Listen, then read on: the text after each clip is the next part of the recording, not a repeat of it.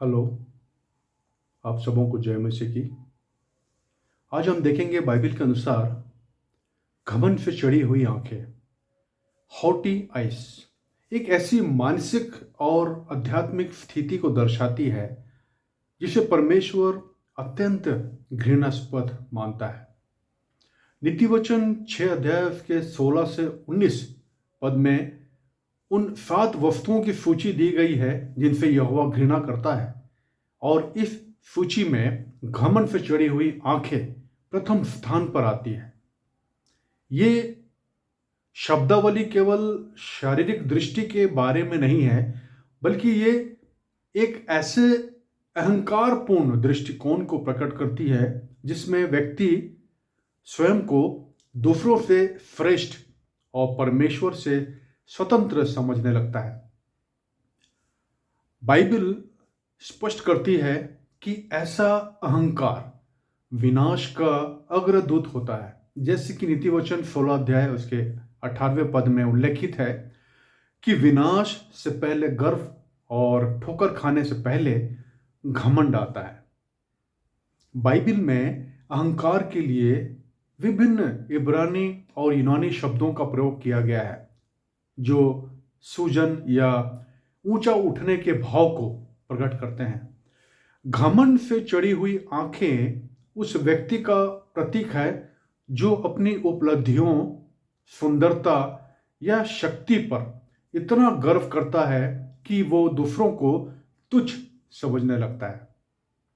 यशायाह की पुस्तक 3 अध्याय उसके 16 से 26 पद में अगर हम देखेंगे तो उसमें सिय्योन की स्त्रियों के उदाहरण के माध्यम से यह दिखाया गया है कि कैसे बाहरी सजावट और घमंडी जो चाल ढाल है ईश्वरीय न्याय को आमंत्रित करती है। ऐसे लोगों के विरुद्ध जो है परमेश्वर कहता है, क्योंकि अहंकार अनिवार्य रूप से स्वयं की पूजा है जो उस महिमा को चुराने का प्रयास है जो केवल परमेश्वर की है। ये घमंड से चढ़ी हुई जो आंखें हैं वो हमें परमेश्वर से दूर करता है। अहंकार और ईश्वरीय न्याय, बाइबल के अनुसार अहंकार केवल एक सामाजिक बुराई नहीं बल्कि एक गंभीर पाप है जो मनुष्य को परमेश्वर के अनुग्रह से दूर करता है। भजन संहिता 10 उसके 4 पद के अनुसार अभिमानी व्यक्ति अपने अहंकार के कारण परमेश्वर की खोज नहीं करता। यीशु मसीह ने भी मरकुस 7 उसके 20 से 23 पद में स्पष्ट किया है कि अहंकार उन बुराइयों में से एक है जो मनुष्य के भीतर से निकलकर उसे अशुद्ध करती है। जब कोई व्यक्ति घमंड से चढ़ी हुई आंखों के साथ जीता है तो वो अपने आत्मिक कंगालपन को स्वीकार करने में असमर्थ हो जाता है, जो कि उद्धार के लिए पहली शर्त है मत्ती रचित सुसमाचार 5 उसके 3 पद के अनुसार। मसीही जीवन का मूल आधार नम्रता है। फिलिपियों की पत्री 2 उसके 3 पद में प्रेरित पौलुस सिखाते हैं कि विरोध या झूठी बड़ाई के लिए कुछ ना करो, बल्कि दीनता से एक दूसरे को अपने से अच्छा समझो।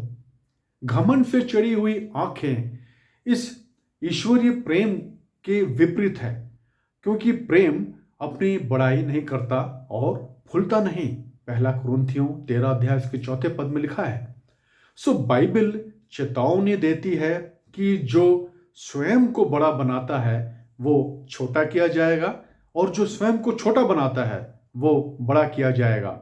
लूका रचित सुसमाचार 14 उसके 11वें पद में लिखा है। अंततः परमेश्वर जो है अभिमानियों का विरोध करता है, परंतु दीनों पर अनुग्रह करता है। पहला पत्रस 5 उसके 5 पद में ऐसा दर्शाया गया है। घमंड को दूर करने के बाइबल के आधारित जो उपाय हैं वो हम सुनते हैं। बाइबल घमंड पर विजय पाने और एक पवित्र जीवन जीने के लिए निम्नलिखित व्यवहारिक और आध्यात्मिक मार्ग हमें सुझाती है। सर्वप्रथम, दीनता, ह्यूमिलिटी। दीनता विकसित करना घमंड का एकमात्र मारक है। दीनता, मत्ती 5 उसके 3 में यीशु ने कहा, धन्य है वे जो मन के दीन है, क्योंकि स्वर्ग का राज्य उन्हीं का है। दीनता का अर्थ स्वयं को कम आंकना नहीं, बल्कि स्वयं के बारे में कम सोचना और दूसरों को अपने से बेहतर समझना। फिलिपियों की पत्री 2 उसके 3 में ऐसा लिखा है। दूसरी बात, घमंड तब पैदा होता है जब हम सोचते हैं कि हमें परमेश्वर की आवश्यकता नहीं है। इसे दूर करने के लिए प्रतिदिन ये स्वीकार करना आवश्यक है कि हमारे पास जो कुछ भी है, प्रतिभा, धन, स्वास्थ्य, वो परमेश्वर का उपहार है। जैसे कि पहला पत्रस 5 अध्याय 5 पद के 6वें पद में लिखा है कि परमेश्वर के शक्तिशाली हाथ के नीचे दीनता से रहो, ताकि वो तुम्हें उचित समय पर बढ़ाए। तीसरी बात, प्रतिदिन हमें अपना क्रूस उठाना पड़ेगा, ताकि हम आत्मिक प्रगति के लिए क्या करना है, हमें मरना, सेल्फ को मरना अनिवार्य है। तो प्रतिदिन क्रूस को उठाना अपनी आत्मिक उन्नति के लिए जरूरी है। इसका अर्थ अपनी इच्छाओं को, क्रोध को, घमंड को त्याग कर मसीह के पद चिन्हों पर चलना।